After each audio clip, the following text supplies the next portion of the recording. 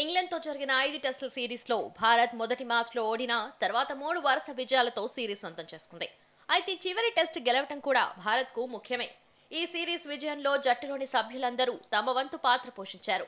జైస్వాల్ వరుస డబుల్ సెంచరీలు, Bumrah bowling series లో కీలకంగా చెప్పుకోవచ్చు. రాజ్కోట్ లో సెంచరీతో శుభ్మన్ గిల్ ఫామ్ అందుకోవటం, సర్ఫరాజ్ ఖాన్, ధ్రువ్ జురేల్ తొలి సిరీస్ లోనే అదరగొట్టడం, అశ్విన్ జడేజా అటు బంతి ఇటు బ్యాట్ తో రాణించటం, కీలక సమయాల్లో రోహిత్ సెంచరీ వంటి అంశాలు భారత్ కు సిరీస్ ను అందించాయి. అయితే ఇప్పుడు అందరి దృష్టి కీలక 5వ టెస్ట్ వైపు మళ్లింది. కీలక మ్యాచ్ లో టీమిండియా గెలిపే లక్ష్యంగా జట్టులో కొన్ని మార్పులు చేసే యోచనలో ఉంది. రాంచీ టెస్టులో విశ్రాంతి తీసుకున్న బూమ్రా 5వ టెస్టుకు అందుబాటులో ఉంటాడు. అతనికి ఖచ్చితంగా ప్లేయింగ్ 11లో చోటుంటుంది. దీంతో మహమ్మద్ సిరాజ్ లేదా ఆకాష్ దీప్ లో ఎవరైనా ఒకరు బెంచ్ కి పరిమితం కావాల్సి ఉంటుంది.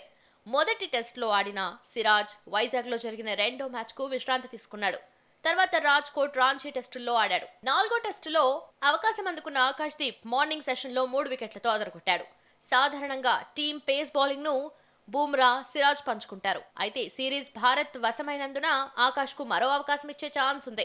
ఆతిథ్య జట్టు ముగ్గురు సీమర్లతో ఆడే అవకాశం కూడా ఉంది. భారత్ లోని ఇతర స్టేడియాలతో పోలిస్తే ధర్మశాలలో పరిస్థితులు భిన్నంగా ఉంటాయి. వాతావరణం చల్లగా ఉండి అప్పుడప్పుడు మబ్బులు కమ్మే అవకాశం ఉంటుంది. ఒకవేళ ముగ్గురు పేసర్లతో ఆడితే అశ్విన్, జడేజా లేదా కుల్దీప్ యాదవ్లలో ఒకరు బెంచ్ కి పరిమితం కావాల్సి ఉంటుంది. ఈ సిరీస్ లో వీరు ముగ్గురు రాణించారు. అయితే 2-3 సీమర్లుగా ఎవరిని సెలెక్ట్ చేస్తారనేది ఆసక్తికరం. 2 సీమర్ స్లాట్ కు సిరాజ్ ను ఎంపిక చేయవచ్చు. అశ్విన్, జడేజా ప్లేయింగ్ 11లో చోటు నిలుపుకుంటారు. కుల్దీప్ ను పక్కన పెట్టి ఆకాష్ లేదా బెంగాల్ సీమర్ ముఖేష్ లో ఒకరికి అవకాశం ఇవ్వచ్చు. రాంచీ ప్రదర్శనతో ఆకాష్ ఫేవరెట్ గా కనిపిస్తున్నాడు. కేఎల్ రాహుల్ ప్లేస్ లో వచ్చిన పట్టిదార్ పెద్దగా ఆకట్టుకోలేదు. 6 ఇన్నింగ్స్ లో 10.5 సగటుతో కేవలం 63 పరుగులే చేశాడు. ఈ క్రమంలో దేవ్దత్ పడికల్ కు 5వ టెస్టులో చోటు దక్కొచ్చు.